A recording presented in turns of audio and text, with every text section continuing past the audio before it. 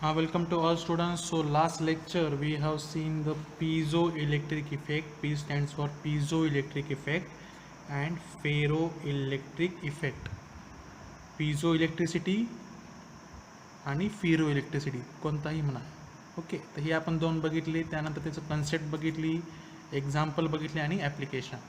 तर आज आपण बघणार आहोत की डायलेक्ट्रिक मटेरियल ब्रेकडाऊन होण्याची कारणे आणि त्याच्यामध्ये असलेले त्याचे टाईप्स. म्हणजे ब्रेकडाऊन होणे म्हणजे काय की तो डायलेक्ट्रिक मटेरियल आता खराब झालेला आहे, डॅमेज झालेला आहे.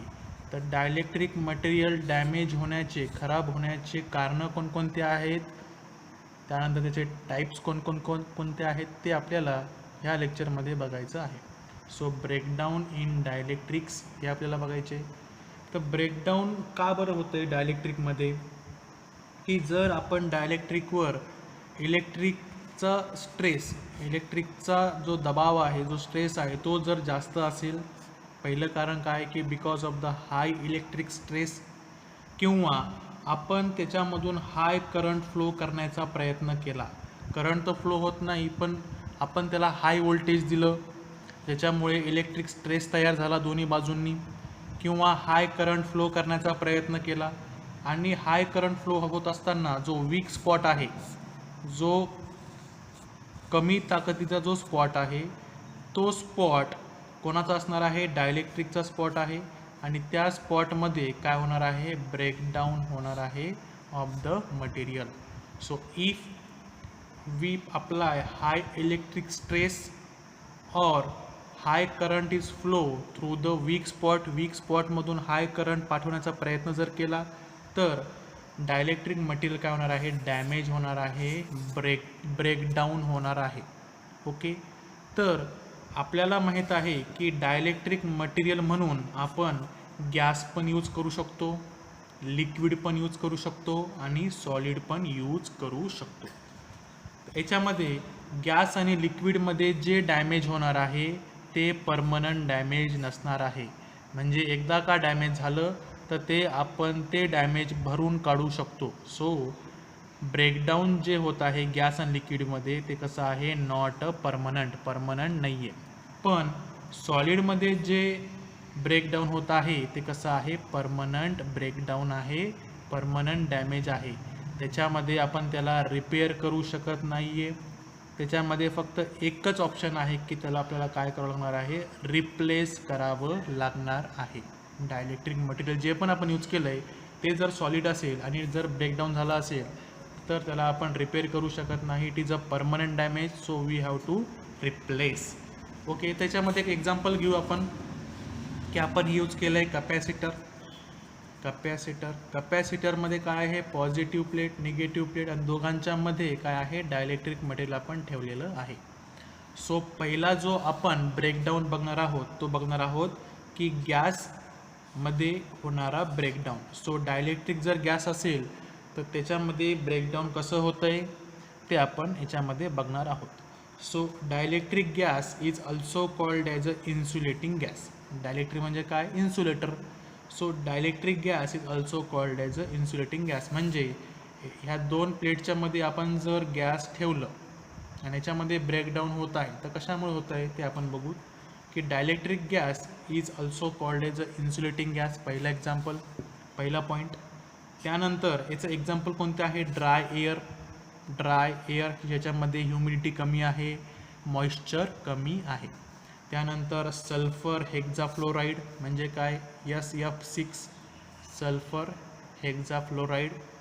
आता याच्यामध्ये ब्रेकडाऊन म्हणजे डॅमेज कसं होतं आहे बघा की डायलेक्ट्रिक डॅमेज होतो आहे. काय डॅमेज होतो आहे, डायलेक्ट्रिक म्हणजे काय, ड्राय एअर डॅमेज होईल किंवा सल्फर हेक्झाफ्लोराईड.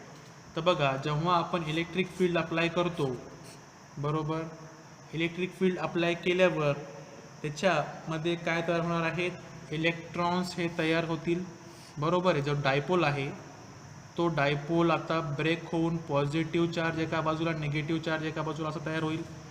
आणि इलेक्ट्रॉन जनरेट झाल्यानंतर ते कसे ट्रॅव्हल करणार आहेत, from cathode to the anode. Cathode म्हणजे काय, निगेटिव्ह टर्मिनल आहे, आणि ॲनोड म्हणजे काय, पॉझिटिव्ह टर्मिनल. म्हणजे electron will be attracted toward the positive terminal. ॲनोडकडे ट्रॅव्हल करत असताना तर सर्व जे इलेक्ट्रॉन्स आहेत ते कुठे ट्रॅव्हल करणार आहेत, ॲनोडकडे ट्रॅव्हल करतील.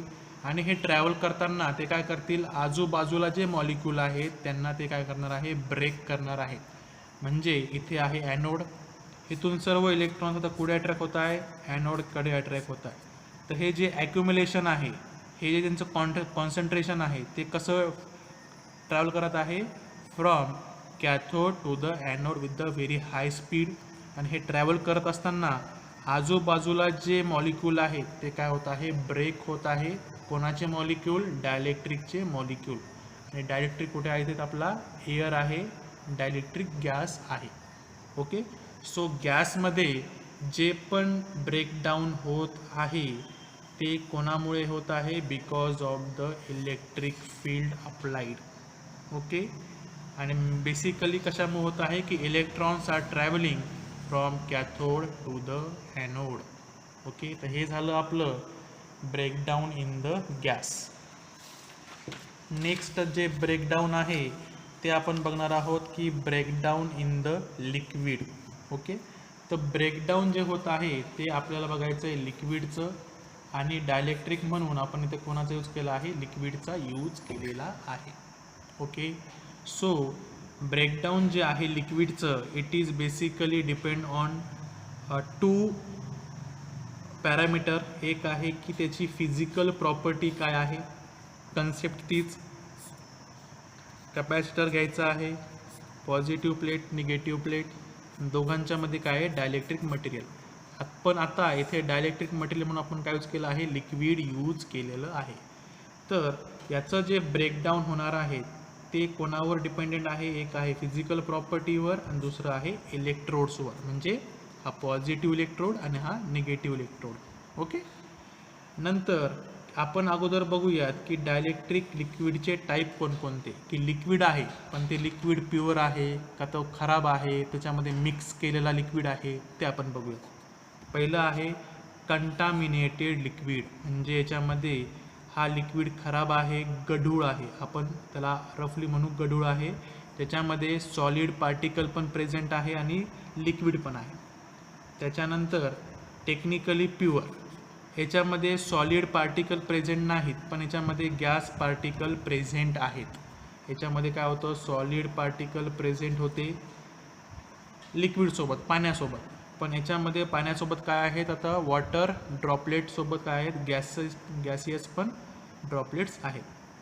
त्यानंतर हायली प्युअर म्हणजे काय की सॉलिड पण नाही आणि गॅसेस पण नाही, प्युअरली तो डायलेक्ट्रिक लिक्विड आहे. तर डिपेंडिंग ऑन द डायलेक्ट्रिक कोणतं यूज केलं, कंटामिनेटेड यूज केलं, टेक्निकल प्युअर और हायली प्युअर.